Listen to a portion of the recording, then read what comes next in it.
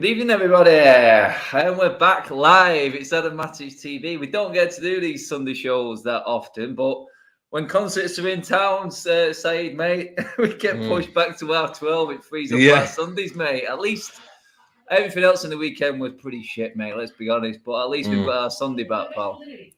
No, I'm happy, man. To be honest with you, win or lose, I'd rather it on a Saturday anyway, mate, because it just gives you that feeling of, you know what, it's out of the way.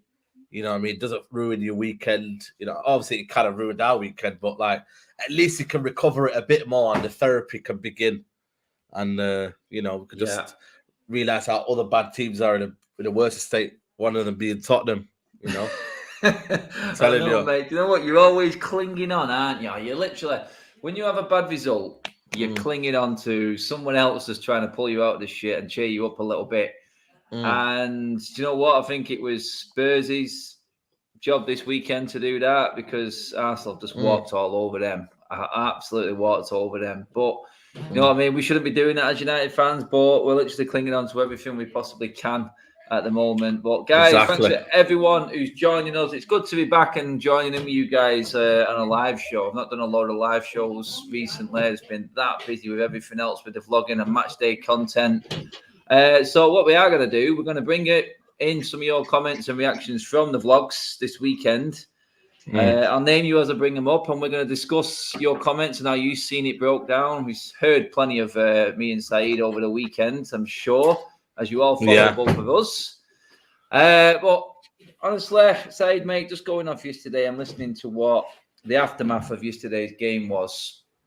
And more concerning was the fact that Ollie came out straight after the game. And I didn't see this until later on, mate. I'll get your opinion on it first, pal. And that is this simple excuse came right out of his mouth straight away, mate.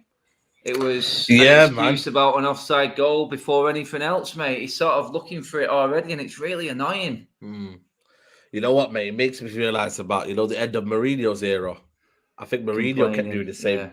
Complaining about other things that are not in your control. You know, our performances are in Ollie's control.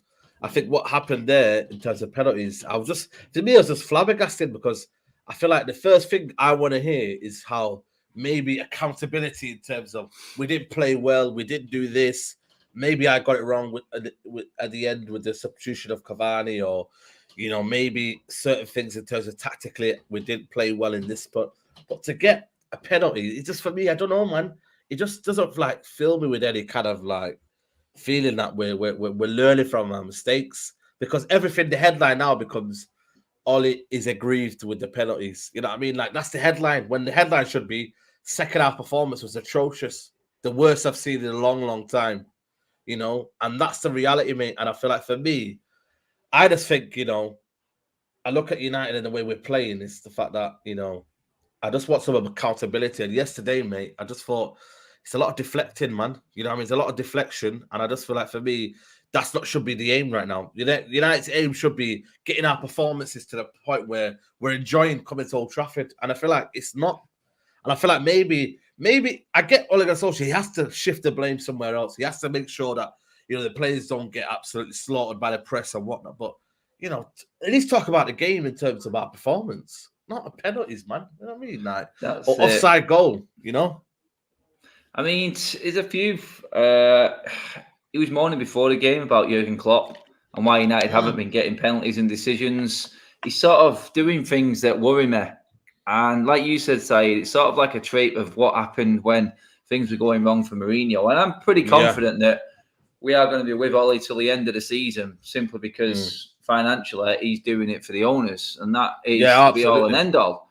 The be-all and end-all is that's what they want, and that's what he's giving them. If he doesn't finish in the top four, I think it's going to be a different question, like we have seen. Unless he kicks up a stink like Mourinho did, he's not going to get sacked. And I don't see Ollie doing that. No. So we're stuck with him. No. Someone sent me a message on Instagram. It was brilliant, actually. He says, what actual chance have we got with this as our coaching setup? And he just rolled off the list of coaches that are actually at the football club. And it is literally his friends from Cardiff days, his friends from Norway that had really no experience. We've got Carrick there, we've got McKenna there. we've got absolutely everyone in running this football team from a coaching perspective with zero experience, mate, learning the trade on the job. And now we're at a stage where I think they have gone as far as they can, and we're looking to go to the next level because everyone says it. They've been given the tools. Someone just made the comment, and I can't remember who it was. It was all the gear and no idea. That's what we're at the moment, mate. And the title of this video side is like, what has changed from last year, mate? We got Ronaldo. We got, Old Trafford's, a bit noisier. It's, it takes an hour more to get to Old Trafford than it did last year. There's a few things that have changed in terms of not football. You know what I mean? And it's like, I just look at it in terms of point. Was the contract a kind of a feeling that, we'll get exposed even more? Like, and I feel like for me, did the Glazers know that giving this contract at least now will give us a bit of time? Give us the whole Glazer out movement that will die down now because the fans are arguing amongst themselves. There's bus stops on trams. There's fans are arguing. You've got Ollie in versus Ollie out. You've got a whole heap of problems, but the Glazer they're happy in the background because nobody ever really talks about the Glazers until the end of the season when everything's died down and you kind of look at the figures or you kind of look at certain signings not happening. Nobody really talks about it, and when you go to the stadium and you see everyone wearing tops and you come out the mega store and listen, I've got no problem with that. Everyone happiness. I don't control people's happiness, but the Glazer out movement will always be it will always be on pause, and the manager and the everyday things in the house will always be kind of like things that everyone talks about. And Ollie right now, for me, isn't learning from mistakes, in-game tactics, the right substitutions. Yesterday, I understand 2 substitutions were out of his hands. I can't really argue with that. But the last one, I don't know about you, but I heard the Stretford end say, bring on Cavani. And then Cavani got told by the fans, and Nuruddin said this to me, by the way. I didn't see this one. Apparently Cavani was told by the United fans that Ollie and the coaching team were calling him. But this was about maybe 10 minutes later than usual. And then when he came on, all I kept seeing was Cavani just having a shower on the touchline, putting loads of water in his face, thinking, is he coming on or not? When is he coming on? And then when he came on, it just felt like, for me, there was a clear tactic. Hoof the ball and get it in to that box and just get it in there by any means necessary. Okay, we got the penalty from that, but I just thought, for me, Ronaldo had no service, absolutely none at all. It was non-existent in the game. And then for me, to kind of almost cause kind of a mellow in the box and maybe get a goal from that, I just feel like it's easy to defend. They had 5 at the back. They could deal with 2. They crowd it in. They'll probably get McGinn and the rest to kind of tuck in a bit more. And you just defend for your life. And when you're defending for your life, it's easier to do that rather than kind of getting a player like Sancho who can maybe create that one killer pass into Ronaldo that we desperately need. Not just hoof it up and then kind of wait for second balls. Because they were... And the worst thing about it is, what was alarming yesterday was, Adam, that I hardly seen Man United with a second ball. I don't know about you, but I hardly see United with a second ball. Bang on, mate, on that one. That got picked up. I watched the highlight reel later. I watched it this morning because I needed time. I was still getting over Joshua the bum, getting smashed to pieces as well. So, I thought I'll wait till tomorrow. But also, guys, I've got a treat for you here. I'm just going to bring up this super chat here from Danny. Cheers, Danny. But the perfect man to answer this. And I've got a treat for you all. He's back on the line, doing something with his kids all the way over in Canada. Tim, big up, man. How are you, my friend? Good. How you lads doing? It's been a while. Mate. It's been a while, mate. It's good to hear your voice, pal. It's really good to hear your voice. And do you know what, mate? We couldn't have introduced you on a better super chat than that. Cheers, Danny Tarr, for that one. But I'll tell you what hasn't changed. Zonal marking. Can't stand it. Set pieces, Tim. You were all over this last season, mate. Oh, yeah, mate. And brutal. New set piece coach in it. Yeah, and he wasn't happy with that one. Yeah, we got done by Aston Villa's set piece coach because it was clear, and I watched the highlights back to him, that they were working very, very hard and they were making a point. All the players on that Villa team of looking towards the bench whenever there was a set piece. It's like they had everything set out, mate. And that it was run and drilled properly by Villa. And ultimately, we got undone by it again, mate. Yeah, mate. And like I said, our new set piece coach, you could see wasn't happy with it. But it just it changed a bit too. I think when Maguire went off, we know that Lindelof doesn't give you the same robustness that Harry Maguire will at set pieces, but yeah, like Villa all day yesterday, even outside the set pieces, Villa just seemed like they had a plan, didn't they? And they came and executed it, and then particularly with set pieces to get undone.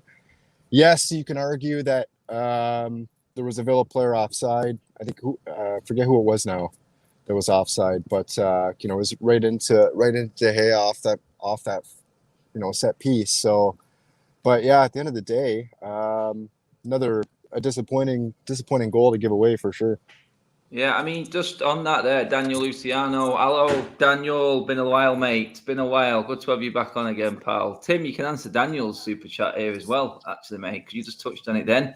It should have never come down to a possible offside goal. It's embarrassing him mentioning it. And this is coming from someone who has defended Ollie before. Daniel has been on Ollie Backer. We know this, Tim, mate. Yeah. He's been on the show. He has said his piece, but it's weighing thin on a lot of fans. How is it over there? Because I've not spoke to you for a while, Tim, now, properly, mate. I mean, I'm obviously at the games a lot more now. Me and Saeed are pretty much there. So we don't get all the input from everyone watching it around the world like we used to in lockdown, mate. How is it coming across over, say, from your neck of the woods? Because you were with the boys every week watching it in the pub, mate. I mean, is everyone getting a bit the patience wearing thin? I think we've had sort of the same factions that you guys have. We have the staunch people who are Ole out, the staunch people that are Ole in, and then the sort of middle road, I guess you'd call, where they just sort of go game to game and level criticism and praise as required.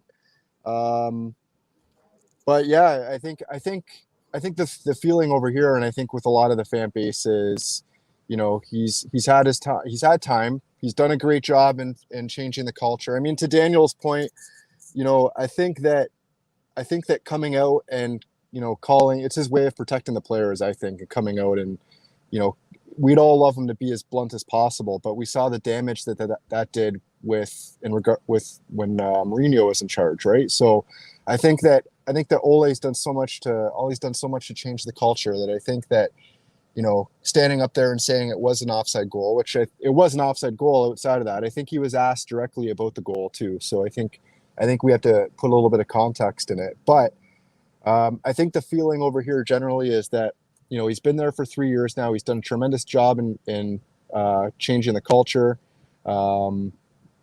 But at the end of the day, you go out in the transfer window and you get Sancho, Varane, and bring in Ronaldo. Something's got to give, and you got to be challenging in the league and challenging for trophies. I think is a barometer. What the thing is, right? And this is the funny thing, which it's just, I know it will happen. We'll go on another good run, and then it'll be another kind of like 2 or 3 games where it exposes everything, and it's just like a yo-yo, isn't it? And that's why the fan base. Do you know what, mate? We don't want to label ourselves on the same sort of path or in the same category, but very similar to what Arsenal have just done. Yeah, literally. Good for a few, bad for a few. Stay and maintain. We just keep ourselves in that top 4. I mean, carry on there. Literally. Sorry, Saeed, mate. Go on. No, that's what I was just like, kind of like pointing on Tim's point there. I just feel like it's just kind of like, it's yo-yo-y, and I feel like for me, that's why, you kind of like don't know what you're getting from United, I just did see that performance yesterday, and I know people say, oh, but we've been playing poor, but the second half was absolutely just, we've run out of ideas, and it's like, that's when the coach comes into play and kind of says, you know what, right, we're tinkering with this, but this is the next formation we're doing. But it's just like, kind of like, just same old, hoofing it, and just expecting, results. You know what I mean? It's like insanity, And that's the feeling. Insanity football. That's it. I mean, actually, I'll just bring up this super chat here before moving to the next bit.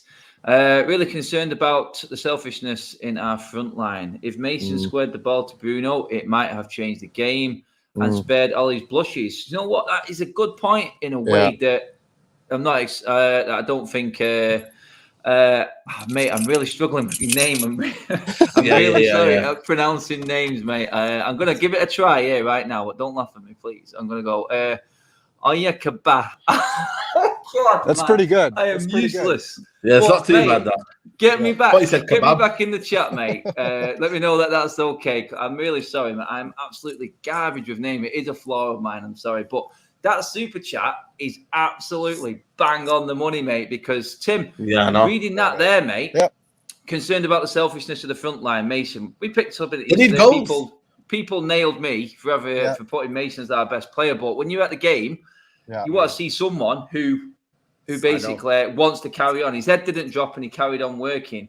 Yeah. What I want to take from that super chat there, Tim, is it's like another piece of paper over a crack. If Mason squared the ball to Bruno, it might have changed the game and spared all his blushes. But still one goal covering all of the issues going on right now. In a way, a lot of United fans came out of that ground yesterday, Tim, saying, you know what? It was probably good that Bruno missed that penalty. It's not covering up the mess.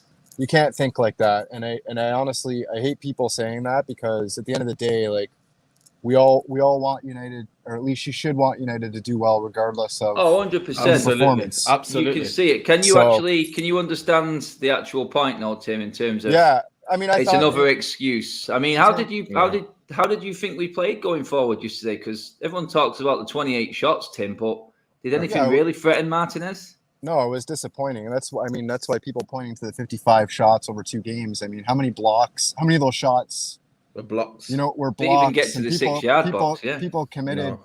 I think you saw the pass completion percentages for Bruno and Pogba were like mid 60s, right? I mean, those are 2 of your best players. Yeah, that's shocking. Who were just totally, everything Villa did was totally disruptive. Mason, yes, I thought Mason that there was a couple of opportunities where, I know when he made that diagonal run in the box and Ronaldo overlapped him, and it was just he just needed to play it behind him, a little back heel maybe into the path of Ronaldo. So there was a couple instances for sure, but I mean, Mason's 19. You're going to get that you're asking a 19-year-old to step up and create chances for you, who's still learning his trade himself. You're going to get that. So. Overall, it was disappointing. I don't look at what Mason. I don't look at what Greenwood did as a. No, you shouldn't. Yesterday, I mean, it's not. Was he a bit selfish yesterday? Sure, but he's 19 years old. I don't think the front line in general is selfish. No. I don't really agree at that point.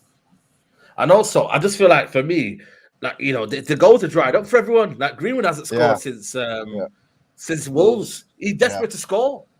That's the problem with United. We're not playing well. So it kind of, the players who are up front need to kind of score to kind of say to themselves, you know what, at least I've done my bit. And I think Greenwood is kind of like maybe thinking, if I don't get a goal, and England squad's coming up and certain things are coming up. And Southgate was there, wasn't he? Exactly. Yeah. And he don't want to become that kind of player where he's just a kind of a right-hand side defensive winger. Mason Greenwood was all about goals, and that's why he kind of thought, you know what, man, I want to go for this. I know Bruno's there, but I want to celebrate in front of the crowd because we don't play good football, and I might not get this chance again. Yeah, that's the feeling sometimes, isn't it? Though. Yeah, but I think to Ollie's credit and the staff, like I think you have to give them the one thing you do have to give them credit for is the way they've handled Greenwood to this point. So I think his development is bang on. He had his indiscretion in the England camp. He came back in. They've done a pretty good job at handling him. So I think that's just a talking to and saying, look, there was probably some other opportunities there where you took defenders with you, that there was other options available to you that you could have taken. Yeah, I'm going to try this again for the brilliance of the super chat. Onyekaba, I'm going to say it like that. He's back with another super chat, and this is again, it's bang on point, mate. Saeed, watching Arsenal today, mate. Young players. Young forward line with a bit of experience in Aubameyang, all played for each other, played together. You just said it there, mate. Is there too many of our players trying to make a point to get in this team because the squad is so big? Do you know what I mean, mate? They've got to go above and beyond to actually get into Ollie's head for picking them because of the way Ollie is. Unless you pull up trees and get an hat-trick, you're thinking that this guy's not going to look at the simple things of the game. He's not going to look at my pass completion and how I may have assisted. He's going to go, it's still not bang on what I need. You need to be winning games for me. Otherwise, you're not going to play the next week, mate. Is that part to the coaching and the way Ollie sets up and picks his team as well? Yeah, mate, it's output in it. It's who can give the biggest output because we always talk about like a lot of United fans. We always say like the team is built on like maybe individual brilliances and kind of like that moment. Everyone's waiting for that big moment. The one against Jesse Lingard, we never knew that goal was coming until Jesse Lingard, Matic played it through. He turned, shot. What a goal by it. You know what I mean? And that was a difference. And I feel like a lot of the players are thinking that. And my thing is, it's like Donny has a good game against West Ham and he isn't rewarded. Matic, I'd say he had a decent start to the season and he's not being rewarded by not even a runner. So Matic's been our best midfielder. There you go. That's saying something. I know. And then it's like McTominay and Fred are available straight away and they're together, right? If they're together and they're paired, right, let's get them together because they're our only that team that, that looks like, they're the only ones that Ollie looks at as having cohesion. And I just feel like for me, since Ollie's reign, has Ollie kind of like done, performances? Has he praised performances rather than he's just had his favourites? And it's like, someone said to me yesterday, and it was a young lad, he said, I wish I had a spell where Ollie, Matic and Donny were his favourites. You know what I mean? Like, someone actually said that to me. Yeah. Someone said, I wish I could cast a spell and if Donny was their favourites. Because right now, it's Fred that is his favourites. And it's like... On that, Tim, mate, Daniel Luciano in for another super. Cheers, Daniel, mate. He says, Bruno should have had 2 assists in the first half. He created some solid opportunities, but the problem is no one else in the midfield is creating anything. And the McFred combination, like Saeed said, Tim, you're very restricted in what you can create going forward with them two playing. And I don't know how he doesn't see it. We all see it, mate. They really are probably 2 of the poorest passers in the top half of the Premier League, mate. And that's Manchester United. Yeah, it's a massive problem. And it was something that obviously should have been addressed in the transfer window. But at the end of the day, I mean, the thing with the Donny thing is, like you guys said, he had so you touched on it. Plays well against West Ham. Probably should have been included yesterday. But, with Donny, I just don't think we know what we have. Like, is he even the answer? Is he even the one? He says he can play as a number 6. He says he can play as a number 8. But is he the one that's going to be able to really break us out? We don't know. And I guess that's something that, it's a conundrum for all United fans is when are we going to get the opportunity to see this guy, to see what he can do in that role? Because we are screaming out for somebody. I still think there's a role for Fred and McTominay, for sure. But in a game like yesterday squad, where a squad, for sure. For a squad players, absolutely, yeah. Because in a game like yesterday, when we're at home and Villa's pressing us and then they sit deep and they flatten out, first of all, when they're pressing us, you just need that player that can get on the ball and be composed and break you out. And then once we do break out, and we get them in their own half and they start to flatten out, who is it that's going to step up and play in those pockets of space and get involved in the play between McTominay and Fred? It's just not their their role. So, that's where you look at a player like Donny van de Beek. Does he have that in his locker? Does he have the ability to collect the ball in our half when we press and break us out? And then once he gets deployed, and once he moves higher up the pitch, can he get in those pockets of space and operate and create chances? That's it. I mean, our friend with the great YouTube name is back, Saeed. Karen took the kids. On this point, Saeed, mate, I mean, on Ollie changing the culture, what does this mean exactly? Last 2 managers before won trophies. So if that's the culture he's changed, can we change it back? People always say this, and it means nothing. I mean, culture is within the club. I don't necessarily think the culture moves out onto the pitch side. It's a results business. Yeah, that's the thing, mate, isn't it? Yeah, that's the thing. A lot of people say, but then it's like we're still Glazers out. You know what I mean? It's like, what is the culture?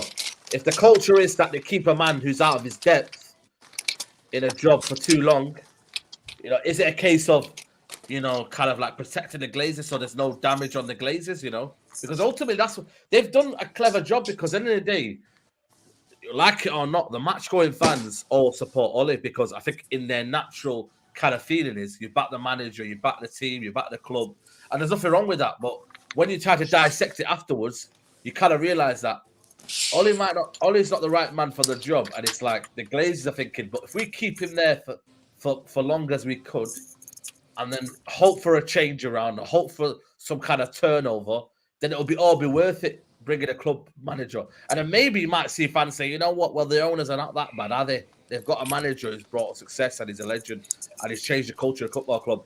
So it's kind of like, for me, it's just like, I just look at it and I think the Glazers are hoping for a miracle. And I feel like United fans are almost kind of like feeling, you know what? I'm tired of it. We want to win trophies. How long? You know, I was in primary school and we always have these fairy tales, but not all of them were good endings. You know, some of them were bad endings, and I feel like United looking for that fairy tale to kind of like, you know what, will it happen? Will our legend win us a trophy? And not many legends have won trophies at their clubs. There's not many, you know.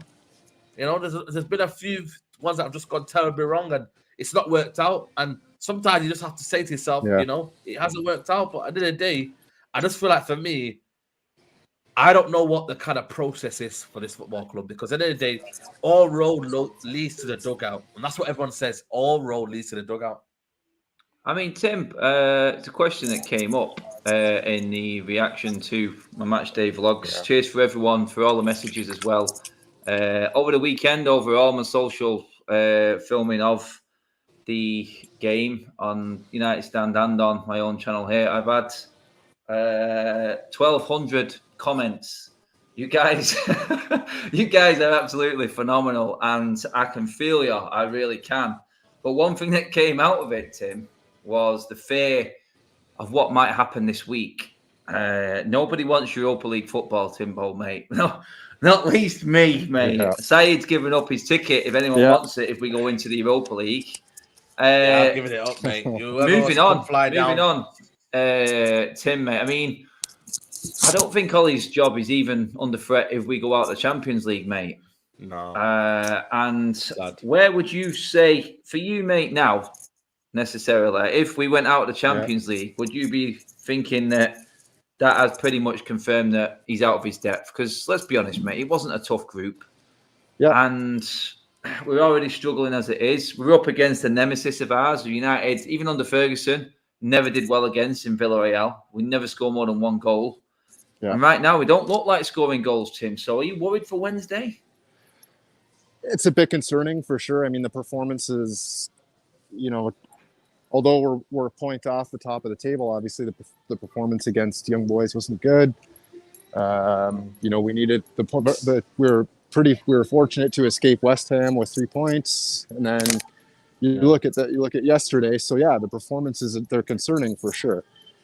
Whether or not, if he doesn't qualify for the Champions League, is that going to be enough to get him sacked, or I probably not, because I think that the Glazers, and we've talked about this in the past, the Glazers are happy with the status quo, top 4 football, and if you can get us back into the top 4, they'll be happy with that. It's a tough one because this season for sure, like I said, with what he's been given, the amount of money that they spend, and you know, we all have a pop at the owners for not backing him. They backed him this window. You can't say that they haven't. So, you know, yes, we could have. Do we need another midfielder for sure? But you look at what they brought in. Is this group of players that he has good enough to get out of that group? Yes. Is this squad of players good enough to maybe not win the title, but at least be in the reckoning? Yes. So the barometer has raised. Like you can't. It's difficult now to say give him time. He's had some time. You know, he's got a group of players, and now really the pressure starts to mount if the performances aren't there. Yeah, you know what the worst thing about it is, I tried to be confident about Villarreal, but then someone just revealed some stats to me today on. They sent it to me. They went Villarreal unbeaten in La Liga, never been behind in La Liga all season, drawn 7 out of 8 in all competitions, 4-0 no draws in La Liga, only 10th in the table. Villarreal Football Club. I mean, we can't break low blocks, and that is the worry for me on Wednesday night, is that I'm going to be watching a ball fest of side to side, and they just shuffle across, and then we don't make the substitutions, and then next thing you know, you maybe go 1-0 down, and it's like, you know, you kind of like backs against the wall, finding a last-minute winner. You know, the worst thing about United is if we don't get a goal early on, it's kind of like it's frustrating football. It's worrying because I'm like time's going past, and I was looking at the game. I was like 60 minutes, and I looked at it again. It was 75, and I was just like, oh my god, mate. And you know when you're in the ground, the time goes extra quick, mate. I'll tell you that, because it goes down. It goes down. It doesn't go up, by the way, people. It goes down. So it goes from like 45 to 30. You know what I mean? Like it goes down rather than going up.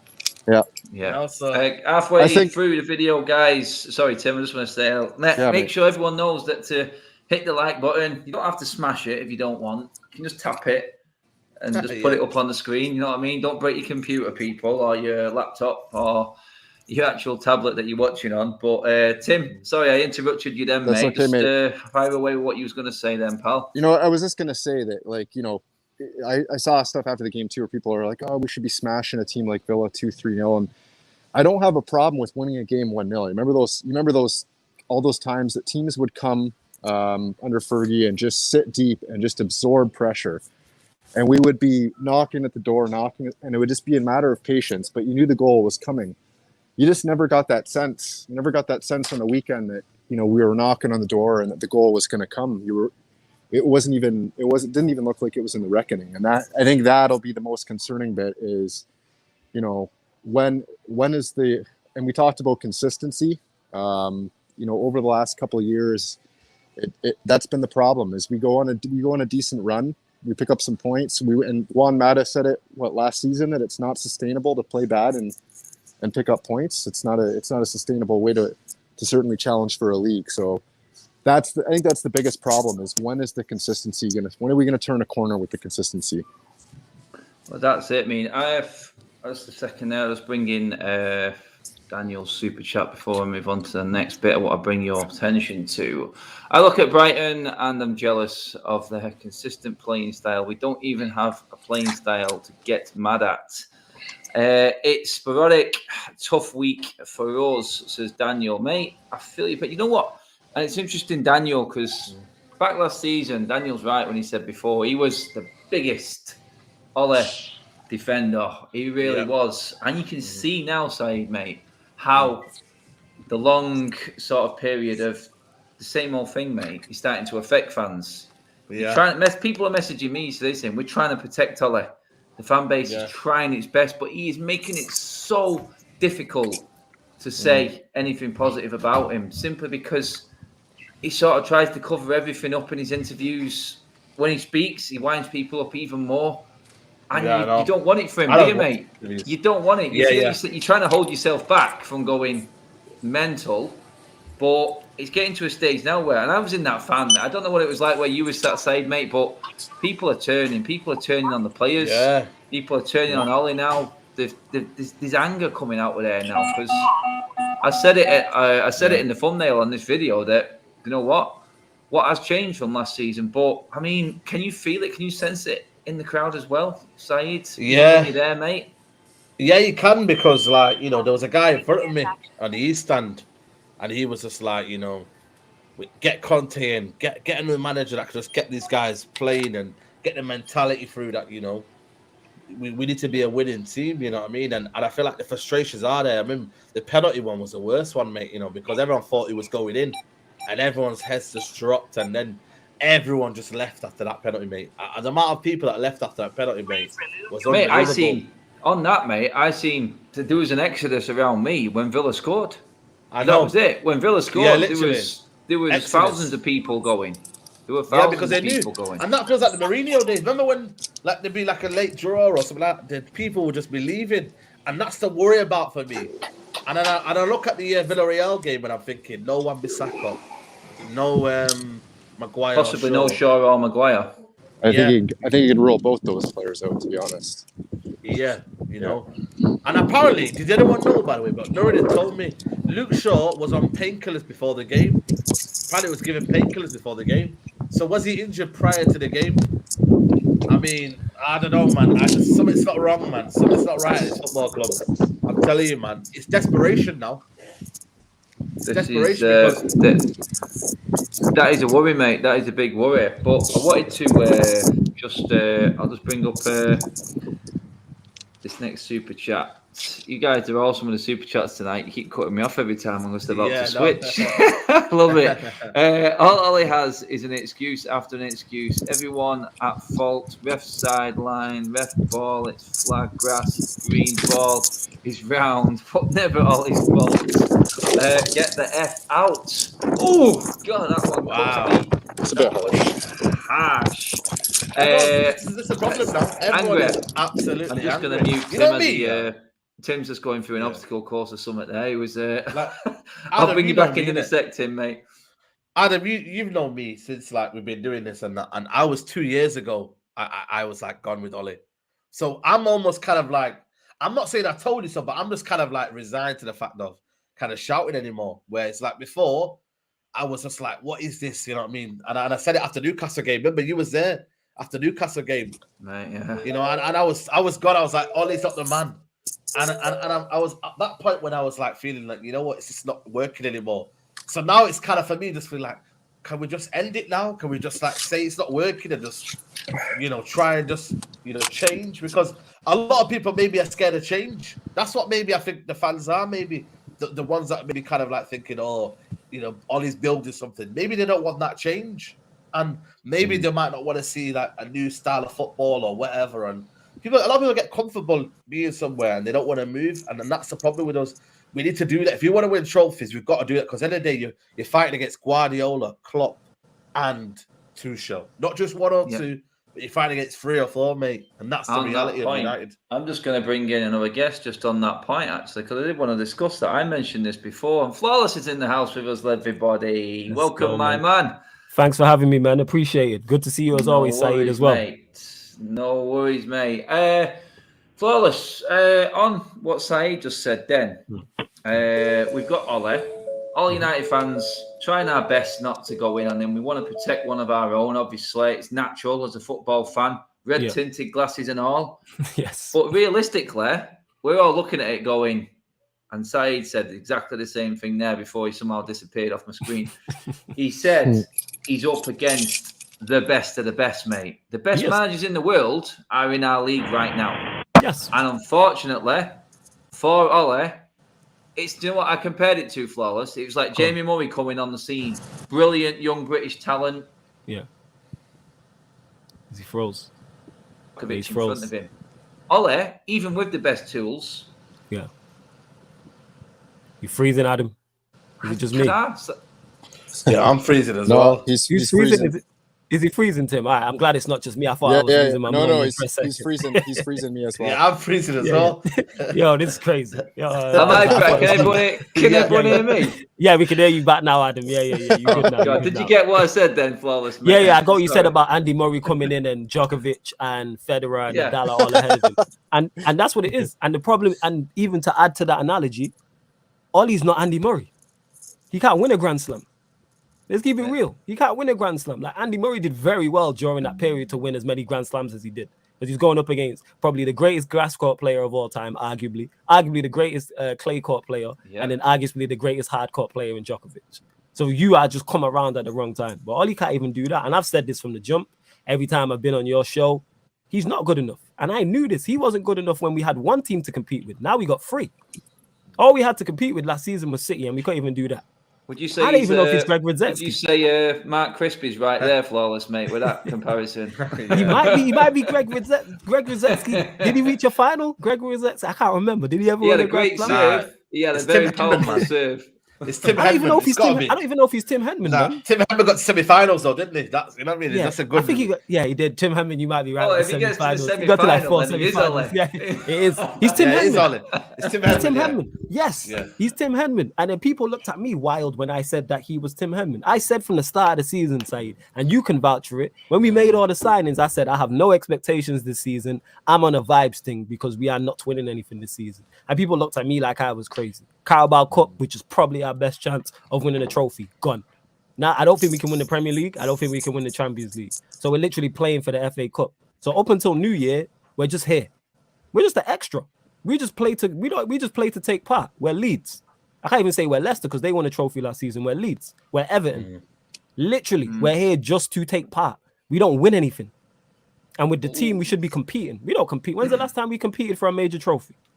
Oh, this is it, mate. In terms of major trophies, it's not. I mean, Tim, I'm going to come to you on this, mate. I wanted to bring this up, and guys, jump in if you want to on this as well. We all know Ollie's going nowhere, but one thing that can change, if he wasn't so stubborn about it, is his backroom staff. So someone sent me a message, and I was intrigued reading through it. The list. Tim, I'm going to read it out to you. Obviously, Ole Gunnar Solskjaer. Obviously, this guy has got something against Ollie because he's gone straight in with failed at Cardiff, one with the best resources at Mulder. The assistant manager, Mike Phelan, failed at Hull, was assistant to Sir Alex Ferguson. First team coaches, Michael Carrick, very limited experience, hard to tell. Kieran McKenna, very limited experience, hard to tell. Mark Dempsey, long time Ollie's assistant, failed with Ollie at Cardiff and was sacked as manager of a team in the second Norwegian division, was working in the second Norwegian division before Ole brought him to United. That's the first quarter of the list, mate. I mean, Tim, there is a solution with Ole in charge. He's already admitted that he doesn't coach the team, mate. Yeah. So he can actually see where problems are, and he can change that, can't he, Tim?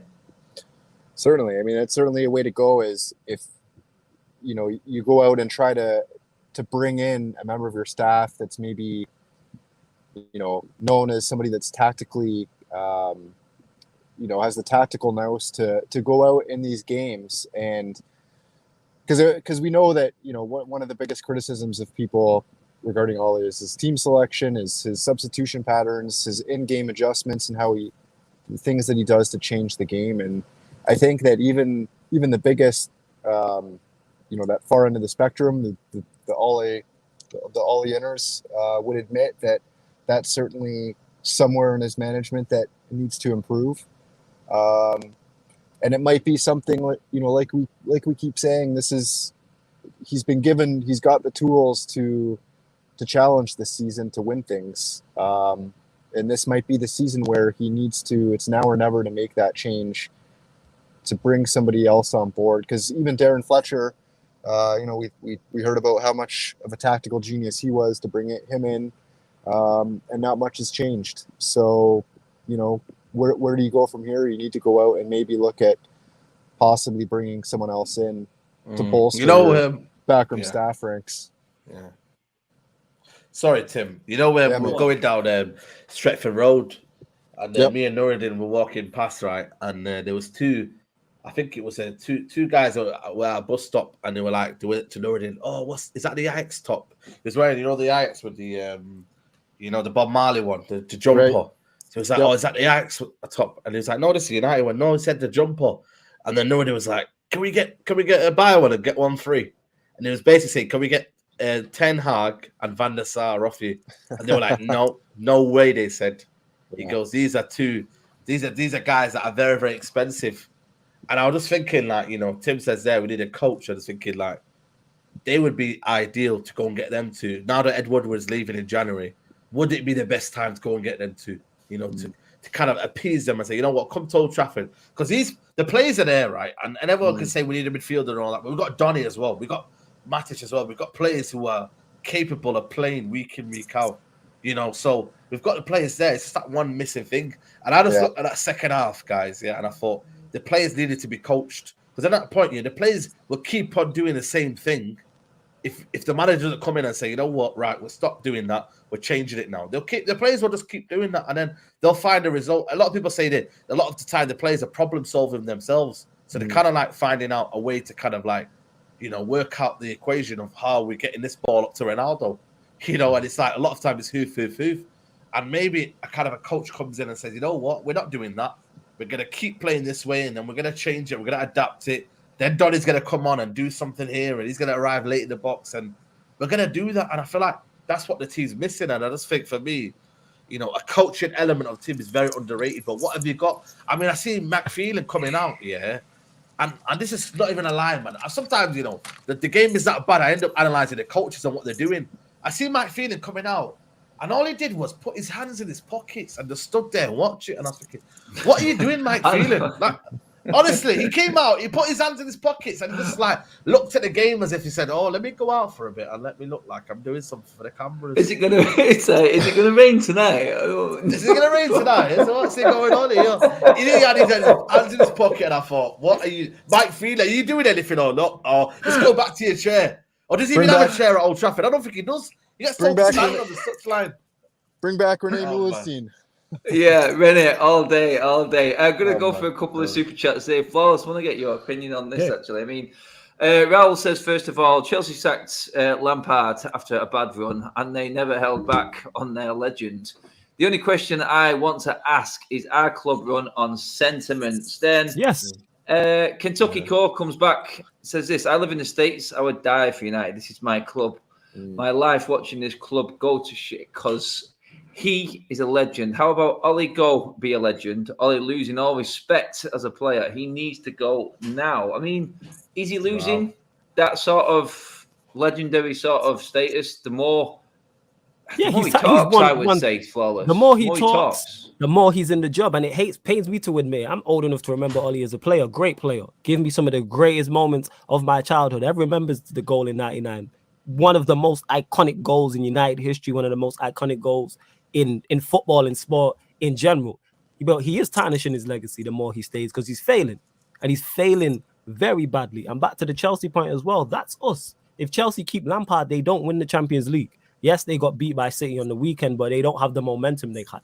Chelsea, talk to a Chelsea fan, obviously probably before this weekend, very confident. Confident they win the Premier League. They talking about repeating the Champions League, matching us in Europe. But if Lampard stays and they stick to sentiment, they don't win that. Lampard, let's not forget, Lampard turned around and said that team wasn't good enough. He said that team's not good enough to compete. We're not ready yet. Tuchel came in and won the Champions League. So that's the level of what a manager can do. But again, they have a board and owners who are football first. What happens on the pitch? Roman Abramovich, he's sacked more managers than pretty much anyone I can remember, but it works for them because he's trying to win as much as possible. And it's a possibility they could repeat the Champions League this year. It wouldn't surprise me. And I think they're my favourites for the Premier League as well. And we are not that far. We're a good manager away from being able to compete. I'm just talking about competing, not even winning.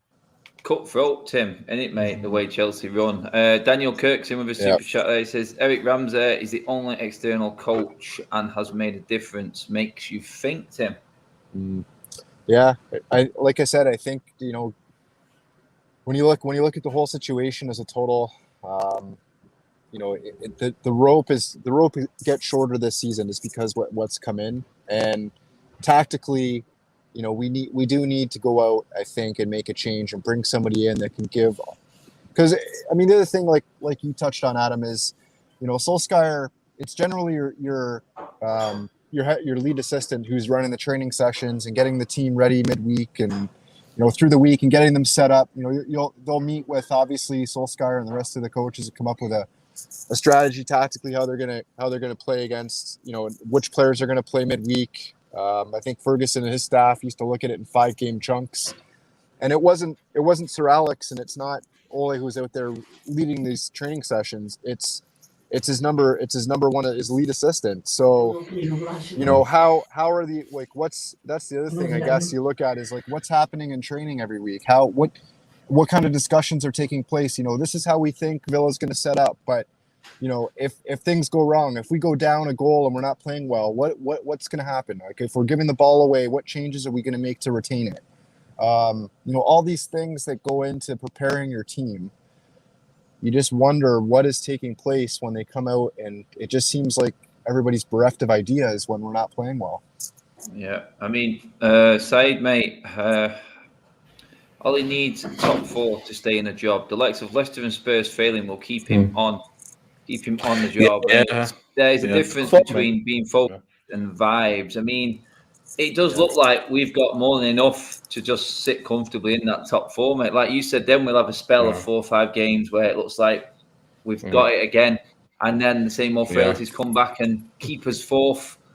It's the Glazers good enough, mate, and ultimately for Ole, it's good enough, isn't it, mate?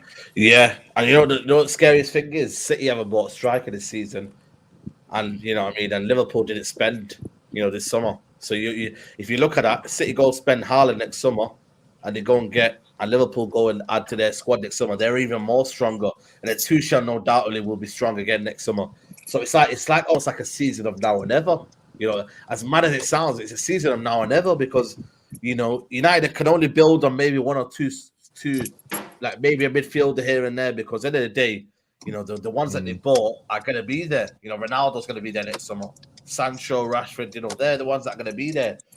I think the players are going to be there, but is it the manager that we kind of just need to kind of bed in? Someone was saying the other day about, oh, you're spending money on players. Why didn't you spend money on a manager? Spend like a 40 million on a Ten Hag and say, Ajax here we go. You know, can you do that? But I always think maybe that's what we are right now. Top 4, get as money as we can, like Tim says. Yeah. And that's it. If you could, yeah, exactly. And if you could do that, then, you know, you still get revenue, you still get sponsors. I mean, you see Old Trafford megastore, mate. It's absolutely heaving. Busy than ever. Oh my God, it's United are earning a fortune. So United are earning absolute fortunes right now, and that's what keeps the Glazers happy. That's why they signed Ronaldo. Yeah. Super chat for you there, Said, mate. Karen took the kids, says Mike Phelan should bring his dog to the next game and take it for a walk down the touchline. At least he'd be useful then. Absolutely, mate. You know what I mean? Do something, because at the end of the day, I said to you, he came on a touchline and he just put his hands in his pockets and went back to his little corner, because I don't think he has a seat at Old Trafford. He has a little. He's standing next to the guy who does the you know, the whoever scores a goal. I forgot his name, but he stands next to him all game. So I don't know what we're doing, man. But I just feel like, for me, like, the week could be, you know what I mean? I'm just glad we've got a game Wednesday and Everton, and just kind of rectify it, go to international break with a bit of sanity. Wait, I said rectify it. Yo, hold your horses, Saeed, and that. I said rectify it, yo. Hey, Saeed, man, I heard you was talking quadruples on another show and that. You know what I'm saying? Beforehand. What happened? I need to ask you about this. Who's this we stuff? We. Don't include me, Adam, and Tim in this. This is you. I got giddy. You got giddy. Right? You got giddy. I got giddy. Don't blame me, Tim, at least Adam. The man admits it. At least the man admits it. I'll admit it, because at the end of the day, right? You got Ronaldo in it. It was the Ronaldo thing. I looked at the Ronaldo fact. I looked at how good our squad was. I looked at the fact that Pogba's staying. I looked at the fact that Varane, you know, we've got a solid team there. And then, then the rest is history. You know, it's just like, and that penalty as well. I thought, right, we've got a point here. But then he's Ollie out, man. Is Bruno Ollie out? Is that why he scared the penalty? Hey, I don't even. Can someone understand why he actually booted it? Why did he boot it? I know, it's like emotion, just adrenaline went overload, and he just laced it. I was like, that's not even a normal Bruno penalty. Yeah. And anyone who said, for everyone coming out saying it should have been Ronaldo on penalties, I think you need to check your stats, guys. Bruno's penalty record is a lot better than Ronaldo's. Ronaldo isn't great at penalties, guys. I think he's got an 83% conversion compared to Bruno's 93%. So let's just shut that down. Bruno missed it. Fair enough, but in terms of who should have been taking it, it was Bruno. Simple as. I'm very surprised Ronaldo wasn't on it, though, because that was one of the conversations. I thought 100% Ronaldo's taking him over. Shit. Yeah, we can hear you. He might now. He might take over Ronaldo for us, for sure. Yeah, but even the free kick, though, the first free kick, Bruno was the one that was adamant to take it. You know, so maybe there's a better thing going on there. Maybe that Bruno penalty just hit my internet cable all the way in. It's cut me. Oh my God. Bad penalty, yo. I seen it, and people are calling Bruno Mars. Bruno Mars, people are saying. Yeah, because that's actually pretty good. That Bruno Mars, give credit, but he was 1,000%. It was a terrible penalty, but I don't know about rectify. Like, this gonna get worse. But people are talking about, if Ollie gets knocked out of the Champions League or we don't challenge, he's gonna be sacked. I don't know. You took me onto the final bit of the show. They're flawless, mate. I'll come to you on this one, mate. We've got 2 games coming up now. Yeah. Against, I would say, overly tactical thinking manager types in Benitez and Unai Emery. And mate, I'm thinking, oh shit. I'm honestly, mate, I'm scared. This season I've been confident going into every game, but the last 2 weeks have really tripped me up. And now I'm looking at it going, oh God, I didn't need Benitez, and I definitely didn't need Unai Emery right now. Yeah, I'm worried for it, mate. I am. I'm hoping to be surprised, and I'll be there at both games. I'll be behind the team, mate. But deep down, I'm thinking this is going to be hard, mate. Yeah, it's going to be very tough. I can see 2 draws happening. It wouldn't surprise me. Again, I've said it before, and I say it again. We individual brilliance FC, and when that individual brilliance doesn't happen, we see West Ham's a prime example. The only two difference in those performances, the one we won, the one we lost, was Ronaldo doing what Ronaldo does, and a Lingard wonder strike. That's the only two differences in those games. We've seen it against Villa. When our individuals don't step up and don't perform, we have nothing. We literally just throw them out there and rely. West Ham made a whole load of changes in the second game. But how come they look more of a cohesive unit than we do? We never look like a cohesive unit. We never have a pattern of play. There's never what is a Manchester United goal? I can tell you a City goal. I can tell you a Liverpool goal. I can tell you how Chelsea are going to set up. With us, you just never know what you are going to get. So am I concerned for those two games? Absolutely. And I didn't realize that it was Emery and Benitez. So thanks, Adam, because you just made a bad situation worse. Because I had no idea it was I forgot it was those two, I should say. But Villarreal, I could see them coming and playing for a draw. And we play Everton. And then we go into our actual tough run of games. Like, not that Everton and Villarreal ain't tough, but then we play City, we play Chelsea, we play Liverpool, Arsenal, all in that 9-game period or however many games it is. So yeah, man, we in trouble. But I don't see Oli being sacked if we don't. As long as we finish in the top 4, I think he keeps his job. Yeah, that's what I'm saying. Tim, what do you say to the people who say everyone's overreacting right now? We're just a point off top of the table.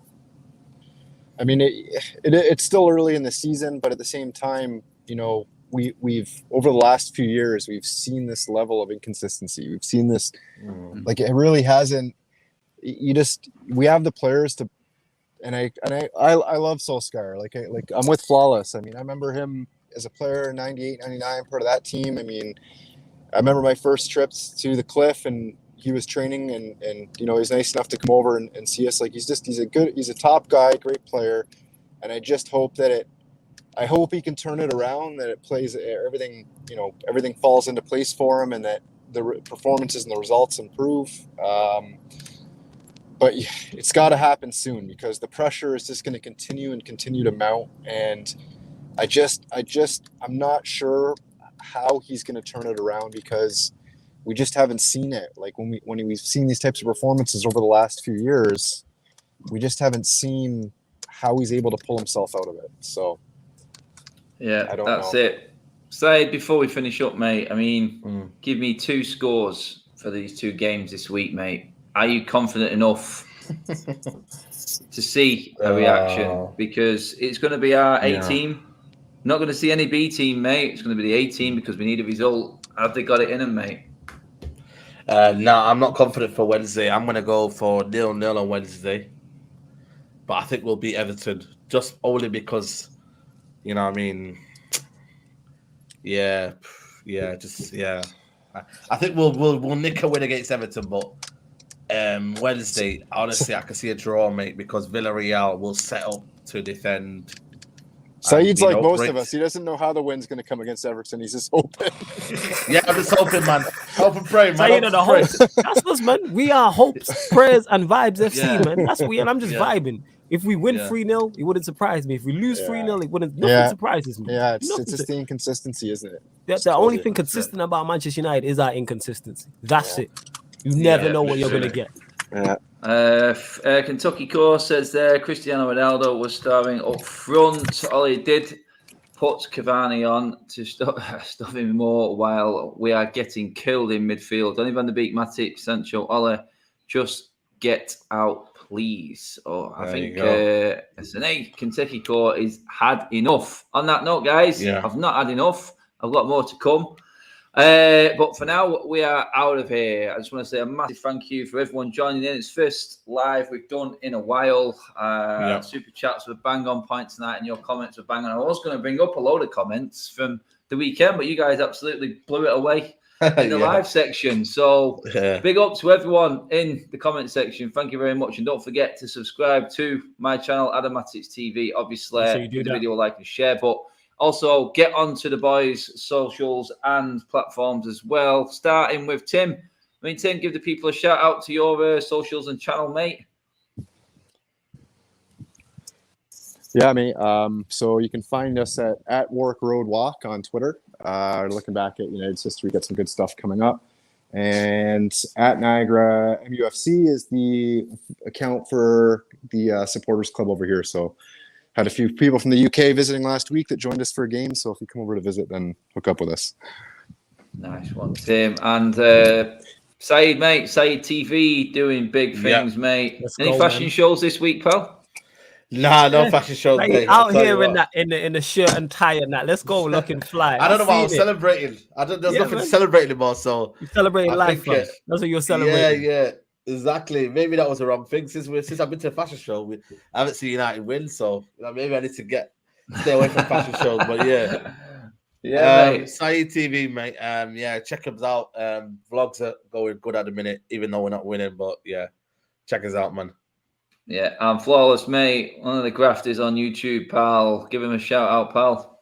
Yeah, make sure you follow and subscribe to Sarcasm City TV, people, on YouTube and Twitch. Live every day on the YouTube, pretty much live every day on the Twitch. Sport, you know what I'm saying? Football, all, not just Manchester United content, all sport. You got basketball on there as well. Boxing we cover. Just go check everything out on there. Like I said, go live every single day on the YouTube. Sarcasm City TV. Done. Guys, we are out of here, people. Thanks for tuning in. I'm over on United Stands with the gang at 8 o'clock as well. Got loads to go through in there as well. Big up to everyone who hit me up at weekend. Like I said, I had over 1,000 comments on all my content. It's been a mental one, mate. And people want to have their say. People want to have their say. And I am buzzing that you are getting in touch, guys. That's what it's all about. Let's spread not only the love, let's spread the fears of this football club as well. We've got to talk about it, people. And that's what we do. Reality hurts, but it has to happen. Guys, for now. And spread the fuel as well. Spread the fuel as well. Yeah, don't take all the fuel, people. Please, God damn it. People just out here taking all the fuel and that. Yeah. I am gunning for you if you start that, because we men have got to earn a living, you know? God, yeah, true. Damn it. Right, guys, we're done. Thanks for watching. As always, you've been top. See you later, people. In a bit.